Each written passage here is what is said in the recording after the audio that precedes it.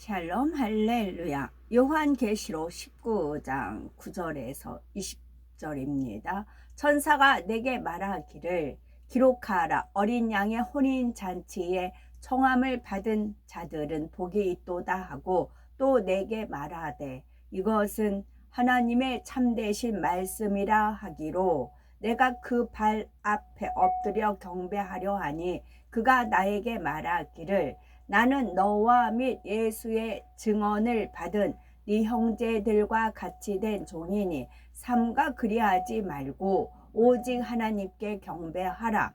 예수의 증언은 예언의 영이라 하더라. 예수의 증언은 예언의 영이라 하더라. 또 내가 하늘이 열린 것을 보니 보라, 백마와 그것을 탄 자가 있으니 그 이름은 충신과 진실이라. 그가 공의로 심판하며 싸우더라. 그 눈은 불꽃 같고 그 머리에는 많은 관들이 있고, 또 이름 쓴 것이 하나가 있으니 자기밖에 아는 자가 없고, 또 그가 피 뿌린 옷을 입었는데 그 이름은 하나님의 말씀이라 징하더라. 하늘에 있는 군대들이 희고 깨끗한 세마포 옷을 입고 백마를 타고 그를 따르더라. 그의 입에서 예리한 검이 나오니 그것으로 만국을 지겠고, 친히 그들을 철장으로 다스리며, 또 친히 하나님이 곧 전능하신 이의 맹렬한 진노의 포도주 틀을 밟겠고, 그 옷과 그 다리에 이름을 쓴 것이 있으니 만왕의 왕이요 만주의 주라 하였더라. 또 내가 보니 한 천사가 태양 안에 서서 공중에 나는 모든 새를 향하여 큰 음성으로 외쳐 이르되 와서 하나님의 큰 잔치에 모여 왕들의 살과 장군들의 살과 장사들의 살과 말들과 그것을 탄 자들의 살과 자유인들이나 종들이나 작은 자나 큰 자나 모든 자의 살을 먹으라 하더라. 또 내가 보매 그 짐승과 땅의 임금들과 그들의 군대들이 모여 그 말 탄 자와 그의 군대와 더불어 전쟁을 일으키다가 짐승이 잡히고 그 앞에서 표적을 행하던 거짓 선지자도 함께 잡혔으니, 이는 짐승의 표를 받고 그의 우상에게 경배하던 자들을 표적으로 미혹하던 자라. 이 둘이 산채로 유황불 붙는 못에 던져지고, 그 나머지는 말탄 자의 입으로부터 나오는 검의 죽음에 모든 새가 그들의 살로 배불리더라. 요한계시록 강해 66번째 어린 양의 혼인 잔치에 청함을 입은 자들입니다. 신랑 되신 주님을 맞이하기 위해서는 옳은 행실로 신부 단장에 가야 합니다. 전에 제가 베드로가 저한테 뭔가 호칭을 이제 하고 싶다는 얘기를 전에 한 번 했었어요. 그때는 때가 아직 이제 연글지 않아서 말씀을 못 드렸어요. 그것은 베드로가 저한테 형수님이라고 부르고 싶어 하는 거예요. 형수님하고 형제 자매 모칭이잖아요. 하나님은 이 가족을 만들기 원하셨어요. 그리고 아버지 하나님께서 가족을 만들고 내가 이렇게 누려가 아니고 그냥 우리한테 나눠주, 아버지는 본래 가는 거예요. 그래서 우리가 아버지가 그러기 때문에 우리한테도 그걸 가르쳐 주는 거예요. 누구한테 이렇게 좋은 일을 했으면 내가 선심 썼다고 내세우는 게 아니고 빠지잖아요. 그걸 우리한테 너희들 그렇게 하라 하잖아요. 오른손이 하는 거 왼손이 모르게 하고 그렇게 말씀하시잖아요. 왜 그러냐면 아버지 당신이 그러시기 때문에 그래요. 그래서 제가 효도하겠다고 얼마나 울고 매달렸는지 몰라요. 그래서 그러더니 얘가 친척을 만들어주마 그러신 거였습니다. 그래서 지금 베드로가 얼른 이제 떠올라서 베드로가 형수님이라고 부르고 싶은 거예요. 얼마나 기쁘겠어요. 자기들이 섬겼던 주님이 장가 간다고 하니까. 이런 말 할 수 없지. 좋죠. 주님의 삶을 알았는데. 그리고 더불어 이제 마저 다 얘기할게요. 혼인잔치. 그 아버지 하나님께서 이제 제가 이제 초창기 말씀 많이 드렸습니다. 제가 혼자 버는 걸 가지고 시집 가야 되잖아요. 근데 이제 서점에 갔는데 그 결혼 이제 할 때 준비물이 있는 리스트라는 그 잡지, 여성 만약에 레이디인가 아마 그랬을 거예요. 그래서 그걸 한 권 사서 거기에 품목대로 다 적어서 제가 가서 구입을 해서 간 그런 상황이었죠. 어느 날 아버지께서 기도하는데 그 장면을 떠올려 주시더라고요. 네가 온갖 아픔을 겪으면서 결혼식을 했고 그 네가 스스로 다니면서 일일이 다 장만했던 거 이제는 내가 다 해주라. 이제 너는 그냥 신부 단장만 해라. 내가 다 해주마. 그러셨어요. 그걸 약속을 하셨는데 그걸 이루신다고요. 아버지 하나님께서. 저는 저대로 그냥 제 삶 삽니다. 그러나 아버지는 당신이 계획이 있잖아요. 그 설계도대로 계획대로 이루신다고요. 제가 이 말씀을 왜 드릴까요? 깨어 있어서 정말 믿으며 정과 욕심을 십자가에 못 박아서 하나님의 주님의 한 상에 둘러 먹고 마시는 형제 자매 모친이 됐으면 좋겠다는 거죠. 형제 자매가 많으면 다복하니 좋잖아요. 많이 오기를 원하시는 거죠. 마음을 얼마나 진리로 채워 영으로 일구었는가, 그것을 얼마나 옳은 행실로 나타냈었는가에 따라 장차 천국에서 입게 될 세마포가 결정된다 했습니다. 천국에서 영원토록 입게 될 우리의 옷이 이 땅에서 우리의 영으로 일구어 행한 정도에 따라 정해진다는 말이죠. 정년 천국에 대한 소망이 있고 사랑하는 주님을 만나뵐 소망이 있다면 얼마나 정성스럽게 신부의 예복을 준비하겠습니까? 이 세상에도 때가 묻은 더러운 예복 차림으로 신랑을 맞으러 나갈 신부는 없겠죠. 이와 마찬가지로 우리도 당연히 최고의 예복으로 차려입고 신랑 대신 주님을 맞이하고 싶을 겁니다. 가장 깨끗하고 빛나는 아름다운 세마포를 입고 신랑 대신 주님을 맞이할 그날을 소망해야 되겠고, 그래서 우리는 오늘도 정성을 다해 신부 단장에 나가야 되겠습니다. 9절에서 10절에 천사가 내게 말하기를 기록하라. 어린 양의 혼인잔치에 청함을 입은 자들이 복이 있도다 하고 또 내게 말하되 이것은 하나님의 참되신 말씀이라 하기로 내가 그 발 앞에 엎드려 경배하려 하니 그가 나더러 말하기를 나는 너와 및 예수의 증거를 받은 네 형제들과 같이 된 종이니 삼가 그리하지 말고 오직 하나님께 경배하라. 예수의 증거는 대원의 영이라 하더라 했습니다. 만약 세상 사람들에게 어떤 사람이 복이 있는 사람입니다 묻는다면 무엇이라 대답할까요? 물질이 많은 사람, 명예와 권세가 있는 사람, 자녀가 출세한 사람, 건강한 사람 등 나름대로 복에 대한 기준이 있겠죠. 고린도 전서에 부분적으로 예언하던 것이 온전함이 오면은 부분적으로 해야 하던 것이 폐하리라, 그 유사한 말씀이 있어요. 그래서 예언하는 사람들 거의 이제 틀려갑니다. 맞지 않아요? 쭉쭉 맞았던 그 가락이 있겠죠. 근데 아니라고요. 거기에 완전히 몰입하는 사람들이 많더라고요. 근데 얼굴 보면 다 어둠이에요. 어둠. 쌍용, 저 이제 지금 다음 읽을게요. 그렇다면 우리 생각은 어떠십니까? 시편 1편 1절에서 2절에 보면 복이 있는 사람은 악인의 꾀를 쫓지 아니하며 죄인의 길에 서지 아니하며 오만한 자리에 앉지 아니하고 오직 여호와의 율법을 즐거워하여 그 율법을 주야로 묵상하는 자로다 말씀합니다.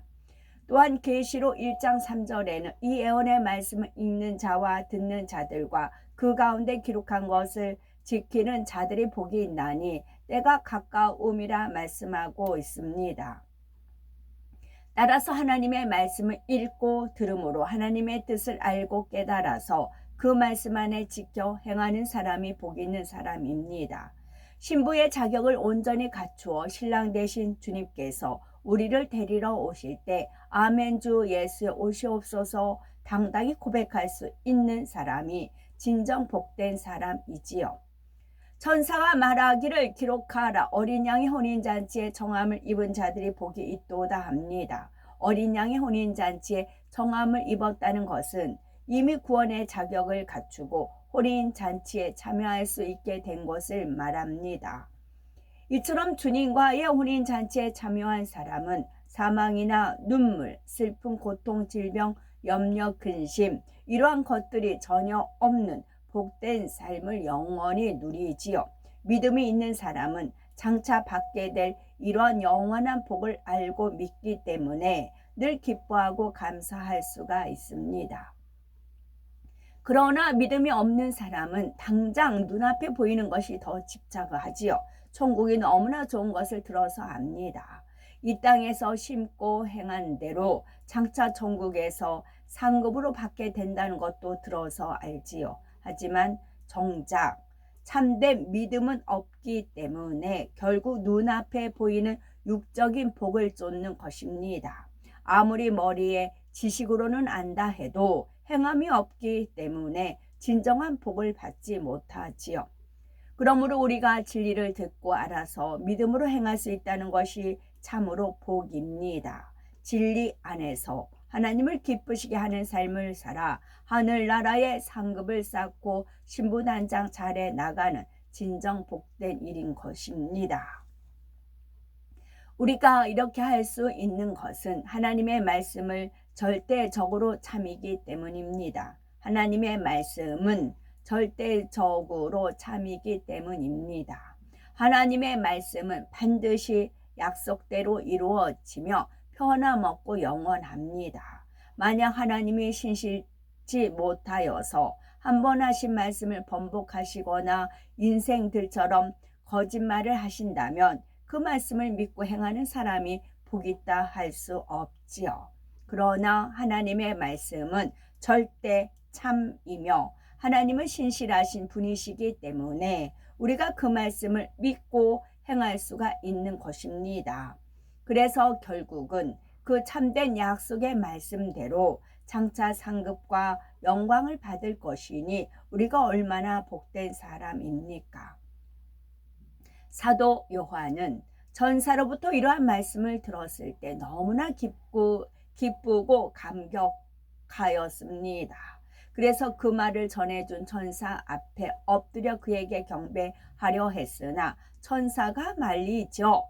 그 이유는 천사도 사람과 마찬가지로 하나님의 피조물 드리기 때문입니다. 경배와 찬양과 영광을 받으실 분은 오직 창조주 하나님 한 분뿐이시지요. 예수의 증거는 대원의 영이라는 말씀에는 깊은 영적인 의미가 있습니다. 대원이라는 것은 남을 대신하여 말하는 것이죠. 사람의 말을 대신하는 사람도 대언자라 하지만 여기서 말하는 대언은 하나님의 말씀을 대신하여 말하는 것을 의미합니다. 하나님의 말씀을 대언하는 것은 성령께서 함께하여 서로 화합을 이루어 하나님의 뜻을 전하는 것이지요. 이렇게 성령의 역사로 나오는 대언은 하나님께서 인정하시고 보장하시며 참입니다. 그리고 이처럼 성령을 통하여 전하는 대언은 오직 진리이신 예수 그리스도를 증거하지요. 그런데 예수 그리스도는 곧 진리 자체이므로 진리를 증거하는 것이 곧 예수 그리스도를 증거하는 것이 됩니다. 또한 예수님은 말씀의 육신을 입고 이 땅에 오신 하나님이시므로 예수 그리스도를 증거하는 것은 곧 하나님을 증거하는 것이 되지요. 그러므로 대원의 영이란 성령의 역사로서 진리 자체이신 예수 그리스도를 증거하며 영이신 하나님을 증거한다는 의미입니다. 그런데 대원의 영은 사람이 자기의 배운 지식 가운데 가르치거나 설교하는 것이 아닙니다. 오직 성령을 통해서 증거하지요. 이처럼 온전히 성령의 역사 가운데 증거하려면 가르치는 사람이 먼저 온전히 하나님 말씀 곧 진리대로 살아야 합니다. 예를 들어서 기도하라고 가르치려면 가르치는 사람이 먼저 쉬지 않고 기도해야 하지요. 그래서 하나님과 교통을 이루며 성령의 주관과 인도와 역사하심을 받아야 합니다. 진리가 마음에 온전히 임하여 주님의 마음과 하나 된 사람은 언행의 모든 것이 성령의 주관을 받아 온전히 진리 안에서만 나옵니다. 그 단계에 들어가면 진리대로 행해야 한다는 것을 지식으로 알아서 진리를 행하는 것이 아니죠. 설령 아무 생각 없이 행동해도 자연스럽게 모든 것을 진리대로만 행합니다. 바로 이런 사람의 입술에서 나오는 말은 그 자체가 곧 대언의 영이지요. 이러한 말씀은 혼, 영, 관절과 골수를 찔러 쪼개고 사람을 변화시키는 능력이 있습니다. 반면에 단지 하나님의 말씀을 배워서 그것을 깨우쳐 알므로써 가르치는 사람은 증거자 또는 대리자라 합니다.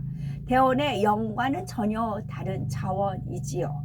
우리도 온전히 진리의 마음으로 일구셔서 대언의 영으로 함께하는 예수 그리스도의 증거자가 되셔야 되겠죠.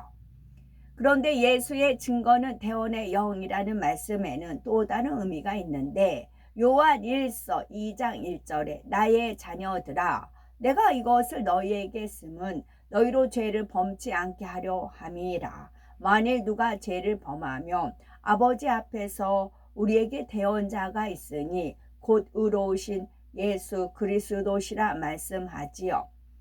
예수님께서는 하나님과 우리 인생들 사이에 막힌 죄의 담을 헐어 주시려고 십자가를 지셨습니다. 하나님과 죄인 됐던 우리를 화목케 하시려고 친히 화목제물이 되어 주셨지요. 하나님과 우리 사이를 연결해 주는 대언자가 되어 주신 것입니다. 예수의 증거는 대언의 영이라 말씀에는 이처럼 예수님께서 우리 구세주가 되심으로 하나님과 인생들 사이에 대언자가 되어 주셨다는 의미도 담겨 있습니다. 11절부터는 주님의 지상 재림이 펼쳐지지요. 또 내가 하늘이 열린 것을 보니 보라 백마와 탄 자가 있으니 그 이름은 충신과 진실이라 그가 공의로 심판하며 싸우더라 했습니다. 마침내 이 땅에 적그리스도의 세력이 붕괴되고 주님께서 이 땅으로 내려오시는 시점이지요. 여기서 백마와 탄 자가 나오는데 백마를 탄 분은 바로 주님이십니다. 그 이름은 충신과 진실이라 했는데 충신이란 주님께서 아버지 하나님의 말씀에 온전히 순종하여 이루셨다는 뜻이죠. 진실이란 주님께서 아버지 하나님의 뜻을 위해 생명까지도 아낌없이 드리셨고 오직 진실 자체로서 행하셨다는 의미입니다.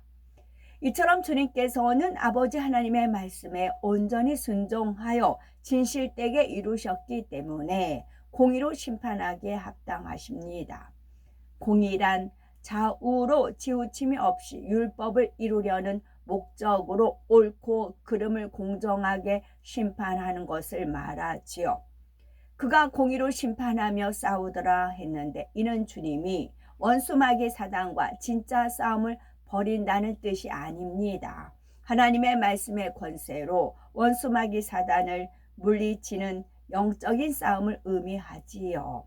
예수님께서 공생애를 시작하시기 전에 마귀로부터 3차례 시험을 받으실 때도 모두 말씀으로 물리치신 것을 봅니다. 하나님의 자녀들도 이 땅에 사는 동안 늘 영적인 싸움을 하게 됩니다. 가장 먼저는 바로 죄를 벗어버리기 위해서 죄와 피 흘리기까지 싸우는 것이지요. 또한 한 영혼이라도 더 구원하기 위해서 원수마귀 사단과 영적인 싸움을 해야 합니다. 이어지는 12, 13절에는 그 눈이 불꽃 같고 그 머리에 많은 면류관이 있고 또 이름 쓴 것이 하나가 있으니 자기밖에 하는 자가 없고 또 그가 피 뿌린 옷을 입었는데 그 이름은 하나님의 말씀이라 칭하더라 했습니다. 주님의 눈이 불꽃 같다 했는데 주님 앞에서는 모든 것이 밝히 다 드러납니다. 그러므로 주님은 공의의 법대로 정확하게 심판하시지요. 머리에 많은 면류관이 있다 한 것은 주님께서 얼마나 아버지의 뜻을 쫓아 영광을 돌리셨는지를 나타냅니다. 아버지 하나님께서는 하나님의 일을 크게 이루어 영광을 돌린 사람에게 면류관을 상으로 내리십니다. 주님께서는 이 땅에 계시는 동안 여러 가지 일들로 하나님께 영광을 돌렸지요. 그러나 무엇보다도 예수님께서는 십자가를 지고 죽으셨다가 사흘 만에 부활하셔서 구세주가 되심으로 이를 통해 하나님께 가장 크게 영광을 돌렸습니다. 주님께서는 이러한 모든 일들에 대해 아버지 하나님으로부터 면류관을 받으시지요. 우리도 이처럼 아버지 하나님께 크게 영광을 돌리면 하나님으로부터 면류관을 받을 수 있습니다. 장차 천국에서 상급으로 받게 될 면류관이 늘어나는 것이죠. 그런데 이 면류관 중에 이름이 쓴 것이 하나 있는데 자기 즉 주님밖에는 아는 자가 없다 말씀합니다. 아버지 하나님께서는 태초에 삼위일체 하나님으로 분리되시면서 성자 하나님, 성령 하나님께 이름을 주셨지요. 바로 이 이름을 새겨 넣은 면류관이 있는데 그 이름은 태초에 함께 계셨던 삼위일체 하나님만 아십니다. 물론 우리가 천국에 가면 그 이름이 무엇인지를 알 수 있지만 아직까지는 그 근본의 이름을 삼위일체 하나님만이 아십니다. 주님께서 피 뿌린 옷을 입으셨다 했는데 이는 주님께서 십자가에 달려 피를 흘리고 돌아가신 것을 나타냅니다. 이 피 흘림으로 말미암아 인류의 모든 죄를 사해 주심으로 생명을 얻게 하셨지요. 그런데 이 모든 일은 하나님의 말씀대로 이루어졌습니다. 예수님은 말씀이 육신을 입고 이 땅에 오신 분으로서 오직 진리의 말씀대로만 가르치셨고 말씀대로 순종하여 사명을 이루셨지요. 그래서 그 이름은 하나님의 말씀이라 칭하더라 말씀하고 있는 것입니다. 14에서 16절에 하늘에 있는 군대들이 희고 깨끗한 세마포를 입고 백마를 타고 그를 따르더라. 그의 입에서 이한 검이 나오니 그것으로 만국을 치겠고 친히 저희를 철장으로 다스리며 또 친히 하나님 곧 전능하신 이의 맹렬한 진노의 포도주 틀을 밟겠고 그 옷과 그 다리에 이름 쓴 것이 있으니 만왕의 왕이요 만주의 주라 하였더라 합니다. 이 땅에 재림하시는 주님을 호위하여 수많은 천군과 천사가 함께합니다. 또한 아버지의 이름으로 사역했던 선지자들과 주의 이름으로 사역했던 사도들 등 머리급에 있는 분들도 함께하지요. 입에서 나오는 이한 검이란 살아 운동력 있는 말씀을 의미합니다. 그것으로 만국을 친다는 것은 하나님의 말씀 그대로 심판이 된다는 뜻이지요. 절장으로 다스린다는 것은 하나님의 강한 권세로서 역사한다는 의미입니다. 진노의 포도주 틀을 밟는다는 것은 하나님의 말씀에 따라 정확한 공의대로 심판하신다는 뜻이지요. 어떤 행함의 열매를 맺었는가에 따라 칭찬과 상급 또는 형벌의 심판이 임하게 됩니다. 옷과 다리에 만왕의 왕 만주의 주라 쓰였다 했는데 옷은 마음을 의미합니다. 주님의 마음은 모든 하늘들의 하늘을 품고 계시죠. 주님의 다리 역시 모든 하늘들의 하늘 위에 서 계십니다.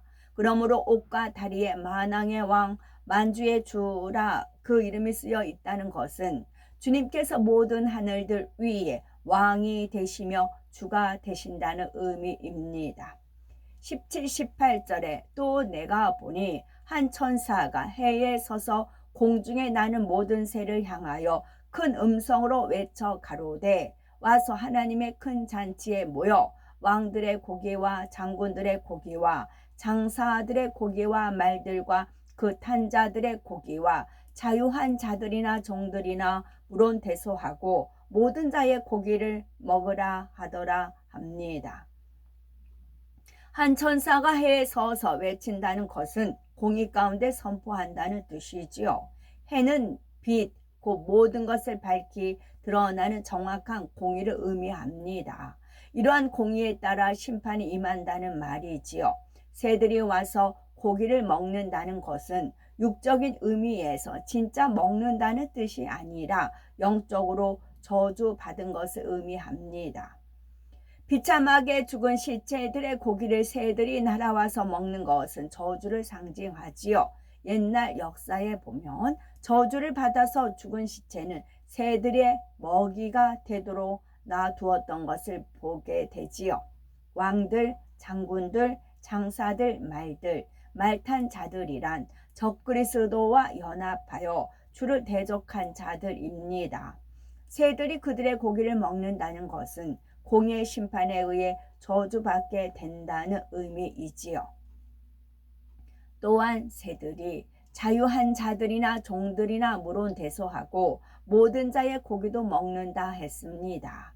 이는 명예나 권세, 부귀, 지위, 고화 등을 막론하고 누구든지 하나님의 말씀에 어긋난 사람들은 말씀대로 심판을 받게 된다는 의미입니다. 심판을 통해 그들의 행한 것에 따라 세세토록 고통을 받게 되지요.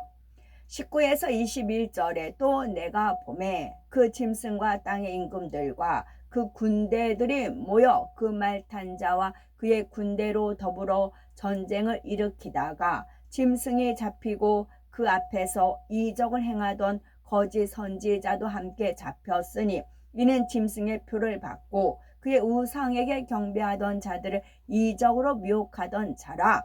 이 둘이 산채로 유황불 붙는 못에 던지우고 그 나머지는 말탄 자의 입으로 나오는 검의 죽음에 모든 새가 그 고기로 배불리 우더라 했습니다. 짐승과 땅의 임금들과 그 군대들이란 적그리스도의 세력들입니다. 말탄 자와 그의 군대란 주님과 주님을 호위하여서 이 땅으로 내려오는 선지자들과 천군 천사들 가리킵니다. 이때 적그리스도의 세력이 주님의 군대와 맞서 전쟁을 한다 했는데 이는 실제로 전쟁을 한다는 뜻이 아닙니다. 그들은 더 이상 주님을 대적할 수 없으며 주님의 군대와 싸워 이길 수 있는 것도 아니지요. 여기서 전쟁을 한다는 것은 적그리스도의 세력이 붕괴되면서 나타나는 아비규환의 상황을 나타냅니다. 세상이 함께 파괴되며 적그리스도의 세력들 간에도 살생과 파괴가 일어나지요. 많은 사람들이 스스로 목숨을 끊기도 합니다. 주님의 지상 재림이 임박한 이 순간에 그동안 온갖 악을 자행해 왔던 사람들은 견딜 수 없는 공포와 두려움에 떨게 됩니다. 거기다가 모든 것이 파괴된 상황 속에서 상상할 수 없는 혼란과 절망만이 엄습해 오지요. 바로 이러한 상황들을 견디지 못하고 스스로 비관하여 자살하는 사람들도 있으며 생존을 위해 자기들 안에서도 살생이 일어납니다. 그러나 주님의 지상 재림과 함께 이 모든 혼란도 종식되지요. 그리고 짐승과 거짓 선지자에게는 준엄한 공의의 심판이 임합니다. 짐승이란 연합 정부의 머리 된 자입니다. 거짓 선지자란 연합 정부와 결탁한 종교 세력의 수장을 의미하지요. 그런데 이때 거짓 선지자가 이적을 행했다는 것이 그들이 주님이나 하나님의 선지자들처럼 실제로 어떤 이적을 행했다는 뜻이 아닙니다. 여기서 말하는 이적이란 발달된 과학 문명을 통해 사람들을 현혹했던 속임수를 의미하지요. 적그리스도와 연합한 거짓 선지자들은 사람들을 미혹하여 적그리스도를 숭배하고 그의 말에 따르도록 만들어 갑니다. 이처럼 큰 악을 행한 그들은 이 땅에 재림하시는 주님에 의해서 곧바로 유황불에 던져집니다. 이 둘은 이미 그 죄악이 너무나 명백하기에 백보자 대심판도 거치지 않고 지옥의 가장 뜨거운 유황불에 산채로 던져집니다.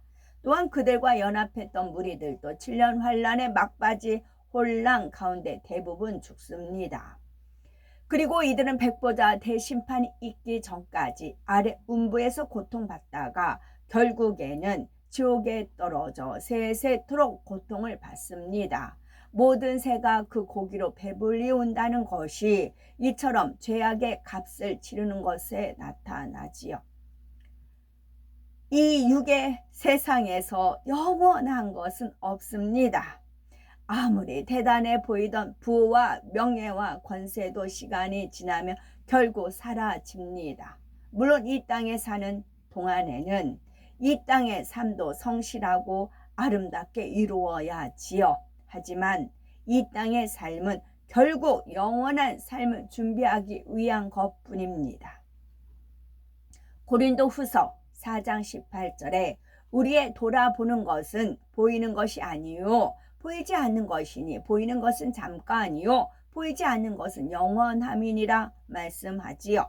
더욱이 이 땅에 육으로 심고 쌓아둔 것 중에 내세로 가져갈 수 있는 것은 하나도 없습니다.